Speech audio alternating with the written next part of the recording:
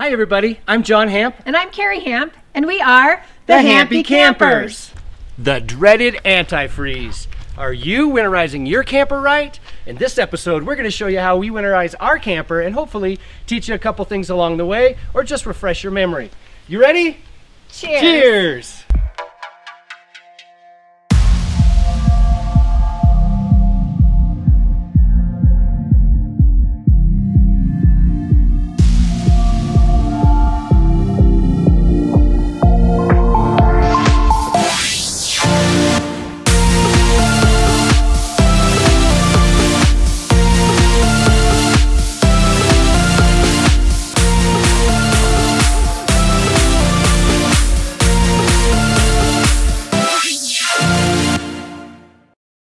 So obviously the first thing you're going to have to do is get all your supplies together, get everything you need in one place. Because once you get started, you don't want to have to stop and go get junk. So what we've got here today is an air compressor, the hose for the air compressor.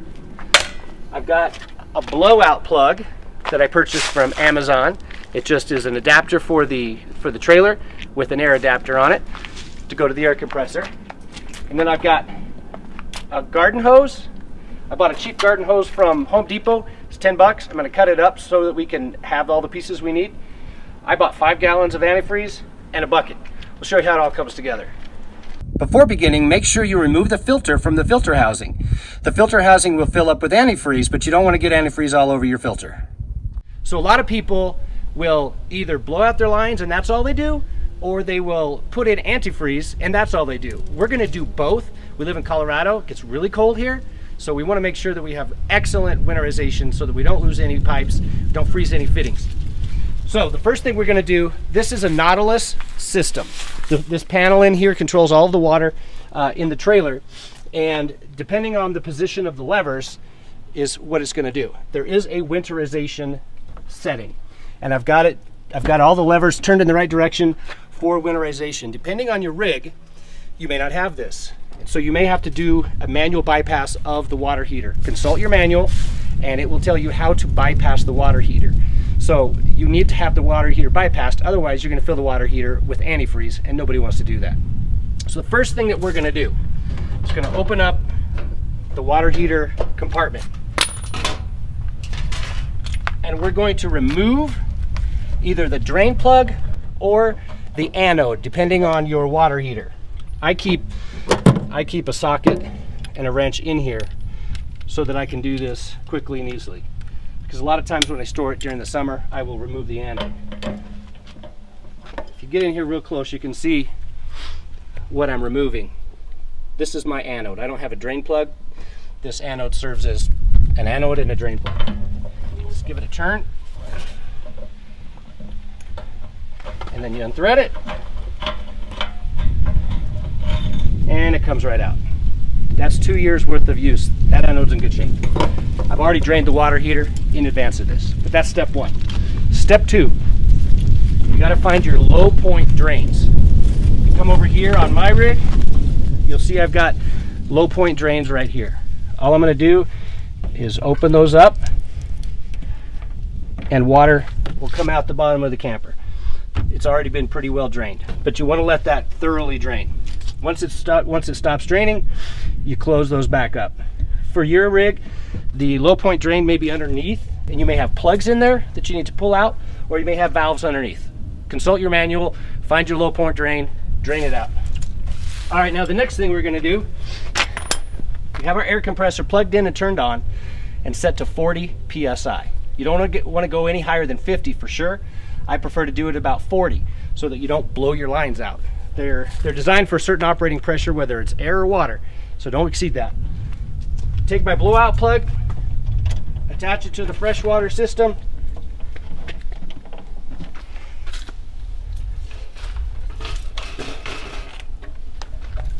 plug in my air hose, and it's going to start pressurizing. Air's going to go through the compressor, through the hose, into the system and pressurize the lines. Now I bet you know what we do. We go inside and open up all the faucets and blow out the water. Now that there's air in the water lines, there's still water and there's air behind it. So we need to push the water out with the air until air comes out of the fixture. We're going to do that on both the hot and the cold side so that we flush both of those lines. Just turn on the water. Wait for the air to push all of the water out. I'm starting at the furthest point, by the way. I like to do that. I start at the furthest point away from the source so that I can get as much water out of the line as possible.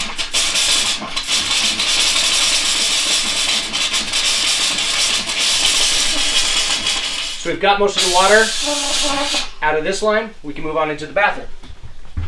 And all we're going to do is the same thing in the bathroom.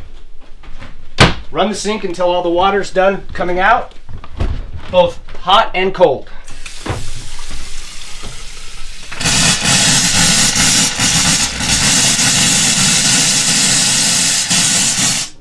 You'll find if you start at the furthest point, the next ones go really fast because most of the water is already out of the system.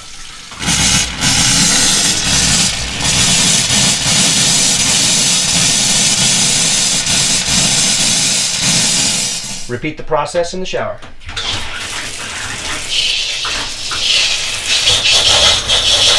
Back outside, this is really important because a lot of people will forget that they have outside either showers or hoses like this. There's a control in here for hot and cold outside. And if I don't flush this, then I'm gonna get it to freeze. So a lot of people will forget this. I've asked people, did you remember the outside shower? And they're like, oh, no, I didn't. They gotta go out and do it again. So make sure you remember to do the same thing outside. Now, if you've got a higher end coach, you probably have more than one outside water outlet. So make sure you do them all. Make sure you know where they are.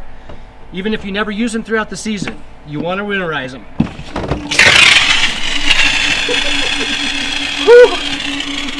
You can tell I didn't use this one this year. Still got pink stuff in it. Now back here at the panel, we're done with blowing out the lines, so we can take off the air hose and disconnect the blowout plug. Now I told you about a cheap garden hose from Home Depot so that I could cut it up to make the parts that I need. I've cut off both ends of the hose because I'm going to use them both for different things. On the outside, just like you would at a trailer park or at a campground, we're going to use the male end and put it into the Nautilus panel. But it's important that you do this properly. There is a conical washer, it's a little coned washer that's in the panel, and normally the filter part points out. What I'm going to do is I'm going to turn it around and point it in. And the reason for that, if you look in here real close, come on in here, there's a check valve in there, and that check valve prevents the antifreeze from being pumped in there. But if you turn the washer around, then you push it in and it'll go. So make sure you do that.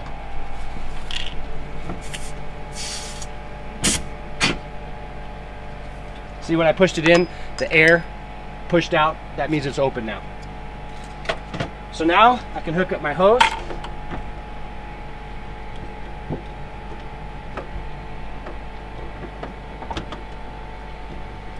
I've dumped 4 gallons of antifreeze into my 5-gallon bucket. I like to do it this way so that I don't have to keep coming outside and changing out the hose into the bucket. That way the pump never runs out of antifreeze. Just dump that in there, turn on the pump, and hear it start to run. It may take a minute to prime. I've also found that if it doesn't prime right away, you can lift your antifreeze up above where it enters and it'll prime faster. You will find it'll take a few minutes for the pump to prime.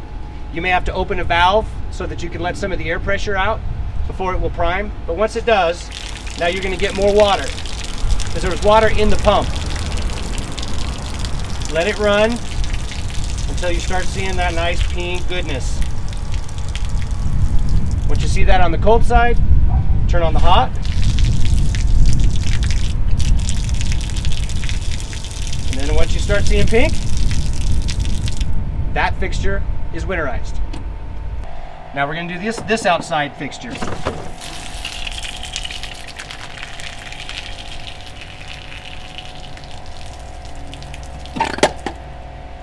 As a bonus, I've now got antifreeze in my hose. So now we're just going to repeat that process at every fixture, so just like we did with the air. We turn on the fixture, we'll get clear water, and then we're going to get pink stuff. And this is why I like to blow out the water, or blow out the lines with air, and then follow it up with antifreeze. Because sometimes when you blow out with air, there's still water in the lines. Switch over to hot, see more clear water. Where'd that come from? There's water in the pump already. So there's some water in the pump that we're pumping out too.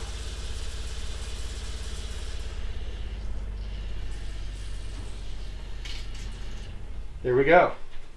Look at that pink goodness. Such a dork.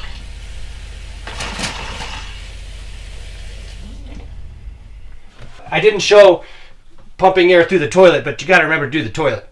And then I'm going to do now the antifreeze. As soon as it turns pink, we're good. Repeat the process in the shower.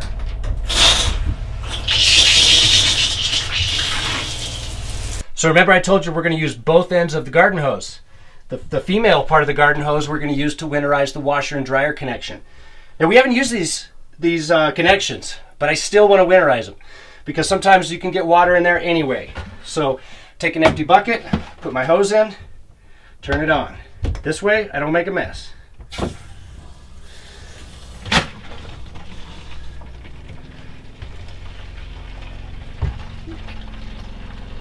And we're pink. That was the cold side. We'll repeat for the hot side. Now, one of our favorite things about our Solitude 310 is that we put in a dishwasher. And it needs to be winterized because it uses water. So the way that I'm going to winterize this is simply to turn my dial until I start to hear it filling with water. I hear the pumping activate, and then I hear it start to flow inside. We'll give that a minute, maybe 30 seconds, and then open the door, check, see if I've got pink stuff, and I do. So now my pink stuff is in there. I'm going to spin the dial all the way around until I hear the pump start to pump it out, so that it pulls that pink stuff into the pump and starts putting it out through the drain line. Now I'm going to repeat that. Pump in some more pink stuff.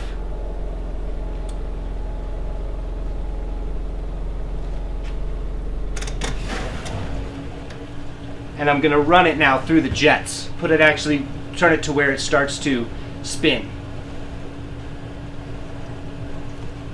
Open it up. I got pink stuff everywhere. And then turn it until it starts pumping out. It's pumping all that pink stuff out through the drain line. So what I've done there is I've winterized the line from the trailer to the dishwasher. I've winterized the pump. I've winterized the solenoid that opens and closes to allow the water in and out. I've winterized the jet that flows around in there, and I've winterized the drain line, all in one step.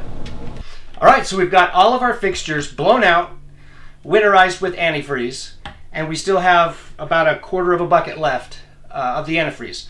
So you don't want to forget about your P-traps and your drain lines because they've got water in them. So we take the rest of this water and we just simply go through every drain and pour some down. Splashing it everywhere would be preferable. Carrie just loves that. Get some here in the bathroom sink, and then the toilet. It's important that you have some sitting in the toilet. That seal around the ball that opens up, that will dry out. So pour some antifreeze in there, leave it over the winter. Helps to condition that seal and keep it from drying out. Some in the shower. And there we go. When we leave our camper parked for the winter, we always make sure and pull all the blinds.